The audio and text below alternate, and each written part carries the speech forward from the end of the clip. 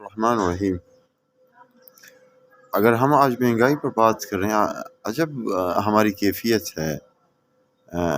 ہم مسلمان ہیں، لیکن بحیثیت مسلمان جو اسلام کے زرین اصول ہیں، جو قواعد ہیں، جو اقدار ہیں، خواہ وہ اخلاقیات کے زمرے میں آتے ہوں، قانون کے زمرے میں آتے ہوں، یا تقویٰ کی جو اعلیٰ ترین شکل ہوتی ہے اس کے زمرے میں آتی ہو، ان چیزوں سے ہم بالکل ناواقف ہیں اور نہیں جانتے ہیں۔ شاید یہی وجہ ہے کہ ان چیزوں کے نہ جاننے، نہ علم ہونے کی وجہ سے ہمیں یہ چیزیں ہوتی ہیں۔ اگر بالفرض آئل کی وجہ سے یا کسی اور صورتحال کی وجہ سے کچھ چیزوں میں پرائسز انکریز ہو گئی ہے، قیمتیں چڑھ گئی ہیں، اور اس کا اثر پھر آگے جو باقی اشیاء ہیں اس پر پڑ رہا ہے نا، تو اوکے ہے نا۔ پہلے تو وہ جو مین پروڈیوس کرتا ہے، جو کمپنی ہوتی ہے، جو بھی مینوفیکچر ہوتا ہے، وہاں پر وہ اتنا ہی اس کو وہ کرے۔ پہلے تو وہی اقدار پر ہم آ جائیں گے کہ اگر ہو سکتا ہے آپ تھوڑے سے اپنے پروفٹ میں سے تھوڑا سے نقصان کے ساتھ آپ چل سکتے ہیں، آپ انکریز نہ کریں۔ بالفرض آپ کی یہ پوزیشن نہیں ہے، قانون آپ کو اجازت دے سکتا ہے، قانون کی جو اصول ہے، تو تب آپ اتنا ہی کریں۔ فار ایگزامپل ایک چیز 60 کی ہے، اور آئل کی وجہ سے، آئل کی پرائسز کی وجہ سے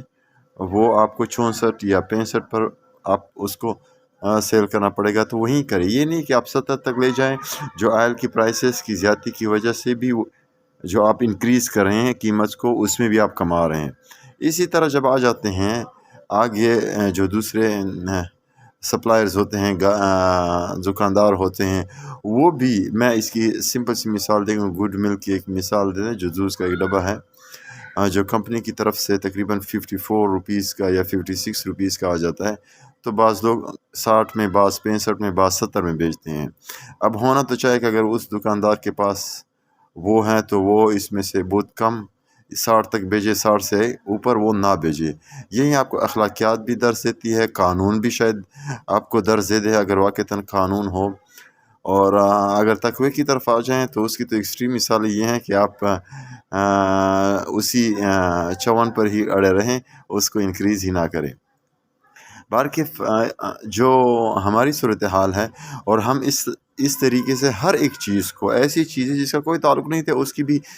پرائسز اتنی زیادہ ہو گئی ہیں، اس کو ہم مصنوعی مہنگائی کہتے ہیں، جس کا کوئی تعلق قدرت کے ان عوامل کے ساتھ نہیں ہے، نمبر 1، اور ان عوامل کے ساتھ بھی نہیں ہے جو حکومتوں کی نالائکیوں یا پورے ورلڈ کی جو نالائکیوں کی وجہ سے کوئی چیز مہنگی ہو گئی، اس کی اثر باقی اشیاء پر پڑا ہے نا، تو اس سے زیادہ ہم الٹا اس کو ہم کما لیتے ہیں۔ اور یہ بھی دیکھا گیا ہے کہ فار ایگزامپل آپ ایک دکاندار ہیں، کوئی چیز آپ بیچتے ہیں، اشیاء بیچتے ہیں، یا ایک کمپنی ہے، تو اگرچہ آپ پر اتنا اثر اس آئل یا اس کا نہیں ہوا ہوگا، لیکن پھر بھی آپ ان چیزوں کو زیادہ اور کر لیتے ہیں، کیونکہ آپ کا گزارا اس پیسوں میں نہیں ہو رہا ہے۔ یہ کون سا اصول آ جاتا ہے نا، آپ معاشرے کو ہم خراب کر رہے ہیں۔ ہمارے پاس چونکہ علم کم ہے، علم جو بڑا سب سے عالم ہے وہ اللہ جانتا ہے کہ ہماری ایک چھوٹی سی جنبش اور غلطی سے کتنے نقصان ہوتے ہیں، لیکن چونکہ ہم ان چیزوں سے ناواقف ہے۔ جس کی میں ایک مثال دے دوں، ایک گورنمنٹ روڈ ہے اور اس پر کسی نے ریڑا کر کے وہ چیزیں بیچ رہے ہیں، رائٹ، قانون اس کی جو جس ملک میں وہ رہ رہا ہے وہ اس کی اجازت نہیں دے رہا ہے۔ وہ جو اس روڈ کے اوپر آپ ریڑے کے اوپر چیزیں بیچ رہے ہیں، تو نہ اسلام آپ کو اس کی قطعاً اجازت دے گا، کیونکہ ایک وہ کام آپ کر رہے ہیں جس کا کوئی تعلق نہیں ہے اس سے۔ تو یہ جو اصول ضوابط ہیں، ہم ان سے ناواقف ہیں، اور میری شدید خواہش ہے جو